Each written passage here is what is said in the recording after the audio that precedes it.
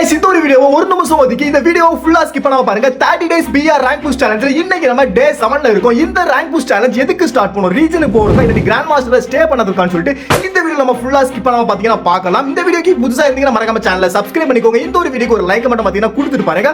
வாங்க வீடியோக்குள்ள போகலாம். எதுக்காக இந்த ஒரு BR rank boost challenge start பண்ணோம் அப்படின்னா நம்ம யூடியூப்ல கன்சிஸ்டன்சியா வீடியோ போடுறதே கிடையாது. நம்ம 2020 நம்ம பழைய வீடியோஸ்லாம் எடுத்து பாத்தீங்கன்னா 2020ல இருந்து 2024 வரைக்கும் நமக்கு எந்த ஒரு ரீச்சும் கிடைக்கல. அதுக்கப்புறமா எதனால நம்ம சேனல் லாஸ்ட் 5 வருஷமா ரீச்சே ஆகலன்னு சொல்லிட்டு நான் என்னோட பழைய வீடியோஸ் அதுக்கப்புறம் அனலைசிஸ் வியூஸ் எப்ப நிறைய வந்திருக்கு, சப்ஸ்கிரைபர்ஸ் எப்ப நிறைய பேருக்கு, எந்த வீடியோக்கு நிறைய வியூஸ் போயிருக்குன்னு சொல்லிட்டு எல்லாமே அனலைஸ் பண்ணும்போது ஒரே ஒரு விஷயத்தை பத்தி நான் கண்டுபிடிச்சேன். அது என்ன அப்படின்னா கன்சிஸ்டன்சி.